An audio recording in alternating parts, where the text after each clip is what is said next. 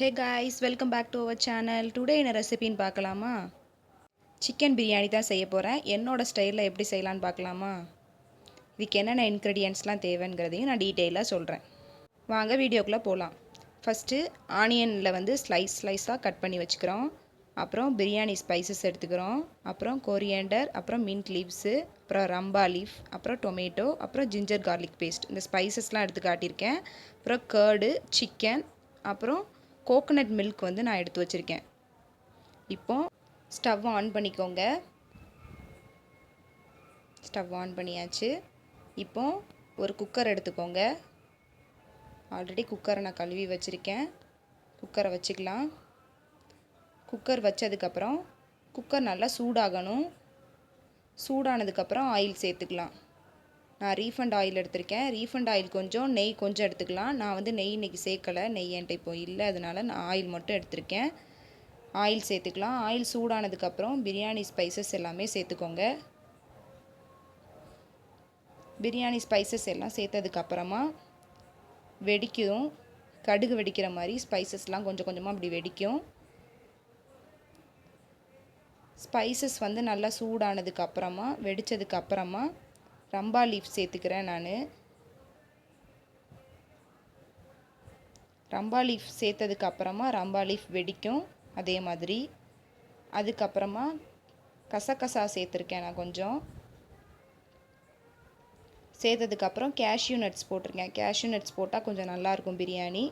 So that cashew nuts சேர்த்துருக்கேன். நீங்கள் சேர்க்கலனாலும் skip பண்ணாலும் அது உங்கள் விருப்பம்தான்.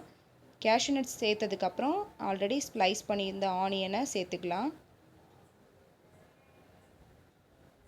இந்த மாதிரி ஸ்லைஸஸாக கட் பண்ணிக்கோங்க. அப்போ தான் நல்லாயிருக்கும் பிரியாணியில் சேர்க்கும்போது.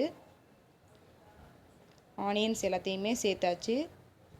ஆனியன் எல்லாம் சேர்த்ததுக்கப்புறமா ஒரு மிக்ஸ் பண்ணிக்கோங்க. லைட்டாக மிக்ஸ் பண்ணிவிட்டு அதுக்கப்புறமா ஜிஞ்சர் கார்லிக் பேஸ்ட்டு போட்டு அதையும் மிக்ஸ் பண்ணிக்கோங்க. நல்லா மிக்ஸ் பண்ணணும். அந்த ஜிஞ்சர் கார்லிக் பேஸ்ட் எல்லாமே ஆனியனில் ஸ்ப்ரெட் ஆகிற மாதிரி. ஸ்ப்ரெட் ஆனதுக்கு அதுக்கப்புறமா க்ரீன் சில்லி ஆல்ரெடி நான் கட் பண்ணி வச்சுருந்தேன், ஆனால் வீடியோவில் காட்டலை. நீங்கள் வந்து க்ரீன் சில்லியையும் சேர்த்துக்கோங்க. சேர்த்துட்டு நல்லா மிக்ஸ் பண்ணிக்கோங்க. சேர்த்துட்டு நல்லா மிக்ஸ் பண்ணதுக்கப்புறமா எண்ணெய் அப்படி தனித்தனியாக பிரியும்.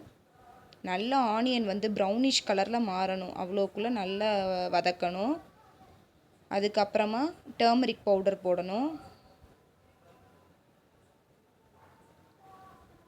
டர்மரிக் பவுடர் சேர்த்ததுக்கப்புறமா ரெட் சில்லி பவுடர் சேர்த்துக்கோங்க. ரெட் சில்லி பவுடர் காரத்துக்கு ஏற்றாக்கில் சேர்த்துக்கோங்க. ரொம்ப சேர்த்தா ரொம்ப காரமாக இருக்கும். நீங்கள் காரம் சேர்க்குறவங்களா இருந்தால் ரெட் சில்லி பவுடர் கொஞ்சம் அதிகமாகவே சேர்த்துக்கலாம். நான் ரொம்ப சேர்க்க மாட்டோம், அதனால் அளவாக கொஞ்சமாக சேர்த்துருக்கேன். சேர்த்ததுக்கப்புறமா நல்லா மிக்ஸ் பண்ணிக்கோங்க. ஆயிலோட சில்லி பவுடர் எல்லாம் சேர்த்ததுக்கப்புறம் தனியாக எண்ணெய் பிரிஞ்சு வரும். பிரிஞ்சு வந்ததுக்கப்புறம் மின்ட் லீவ்ஸும் கொரியாண்டர் லீவ்ஸும் சேர்க்கணும். கொரியாண்டர் லீவ்ஸ் மட்டும் தான் நான் சேர்த்துருக்கேன். மின்ட் லீவ்ஸ் என்கிட்ட இல்லைங்கிறதுனால நீங்கள் வந்து மின்ட் லீவ்ஸ் சேர்த்துக்கோங்க. டேஸ்ட் அப்போ தான் சூப்பராக இருக்கும். இப்போது ஆல்ரெடி கட் பண்ணி வச்சுருந்த தக்காளியை இப்போ சேர்த்துக்கலாம். சேர்த்ததுக்கப்புறமா தக்காளியும் சேர்த்து நல்லா மிக்ஸ் பண்ணிக்கோங்க. தக்காளி வந்து நல்லா மிக்ஸ்ட் ஆகி அந்த மசாலாஸ் கூட நல்லா அப்சர்வ் ஆகி வரணும்.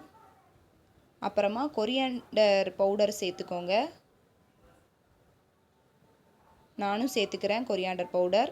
ஒரு ஸ்பூன் சேர்த்துக்கிட்டாலும் ஓகே தான். சேர்த்ததுக்கப்புறமா பிரியாணி மசாலா சேர்க்கணும். நான் வந்து ஆச்சி பிரியாணி மசாலா தான் எடுத்திருக்கேன். உங்களுக்கு தேவையான அளவு மசாலா சேர்த்துக்கோங்க. என்னோடய காரத்துக்கு தகுந்த மாதிரி நான் வந்து மசாலா சேர்த்துருக்கேன். மசாலா சேர்த்ததுக்கப்புறமா நல்லா ஆனியன் டொமேட்டோ கூட நல்லா மிக்ஸ் பண்ணி விட்டுக்கோங்க.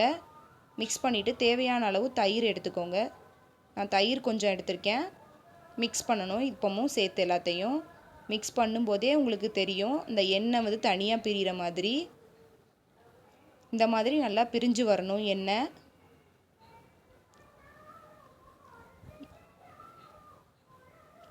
இப்போ நல்லாவே தெரியுது, எண்ணெய் நல்லாவே பிரிஞ்சு வருது.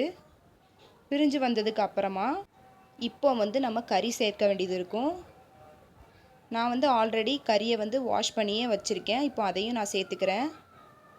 ஒன் பை ஒன்னாக பிரியாணிக்கு ஏற்றாக்கில் பீசஸாக நீங்கள் கட் பண்ணிக்கோங்க. இப்போது ஒன் பை ஒன்னாக கறியை சேர்த்துக்கிறேன் நான்.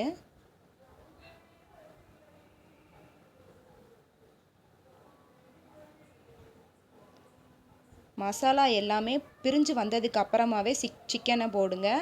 அதுக்கப்புறம் மிக்ஸ் பண்ணுறது நல்லது.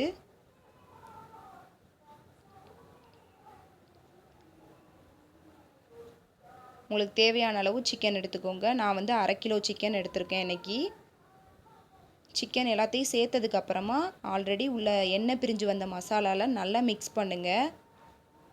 நல்லா மிக்ஸ் பண்ணியிருந்தால் தான் நம்ம சாப்பிடும்போது அந்த சிக்கனில் வந்து அந்த மசாலா எல்லாமே உள்ளே டிப்பாக இருக்கும். சாப்பிட்றதுக்கு நல்லா ஜூஸியாக இருக்கும், ஸ்பைஸியாக இருக்கும். நல்லா மிக்ஸ் பண்ணிக்கோங்க. அதனால் மிக்ஸ் பண்ணதுக்கு அப்புறமாவும் கொஞ்சம் நேரம் கறியை வந்து அந்த எண்ணெயிலேயே கொஞ்சம் ஃப்ரை ஆகிற மாதிரி வச்சுக்கோங்க. எண்ணெய் பிரிஞ்சு வரும். அதுக்கப்புறமா வந்து நான் ஆல்ரெடி கோகோனட் மில்க் எடுத்து வச்சுருக்கேன். எப்படி கோகோனட் மில்க் கணக்கு எடுக்கணும் அப்படின்னு பார்த்தீங்கன்னா, நான் வந்து 2 கிளாஸ் ரைஸ் எடுத்திருக்கேன். 2 கிளாஸ் எடுத்தால் அதுக்கு 2 மடங்கு, அதாவது 4 கிளாஸ் அப்படி எடுத்துக்கணும். கோகோனட் மில்க்கு நான் வந்து 4 கிளாஸ்க்கு எடுத்திருக்கேன். அதை எடுத்து ஊற்றிருக்கேன். இப்போது சோக்குடு ஆல்ரெடி ரைஸ் பண்ணி வச்சுருந்தேன். அந்த ரைஸையும் உள்ளே போட்டுட்டு விசிலில் வச்சுட்டேன். 2 விசில்ஸ் வந்ததுக்கு அப்புறமா ஓப்பன் பண்ணி பாருங்கள் எப்படி வந்திருக்குன்னு. பிரியாணி பார்க்கவே ஸ்பைஸியாக எம்மியாக இருக்கா? இந்த டெக்ஸ்சர் கரெக்டான டெக்ஸ்சராக இருக்கும். இப்போது நம்ம பிரியாணியை சர்வ் பண்ணிடலாம். நான் வந்து பிரியாணி வச்சுருக்கேன். ஆல்ரெடி முட்டை அவிச்சு வச்சுருந்தேன். அந்த முட்டையும் எடுத்துக்கிறேன். அப்புறம் ரைத்தா கொஞ்சமாக, அப்புறம் நான் க்ரீன் சிக்கன் பொரித்தேன், அதையும் சேர்த்து வச்சுக்கிறேன். இன்றைக்கி வந்து லஞ்ச் முடிஞ்சது. நீங்கள் உங்கள் வீட்டில் என்ன லஞ்ச் பண்ணீங்க அப்படிங்கிறத கமெண்டில் சொல்லுங்கள். இதை ட்ரை பண்ணி பாருங்கள். நீங்களும் உங்கள் ஸ்டைல் எப்படி வந்துச்சுங்கிறதையும் சொல்லுங்கள். நெக்ஸ்ட் வீடியோவில் பார்ப்போம். தேங்க்யூ கைஸ், பாய்.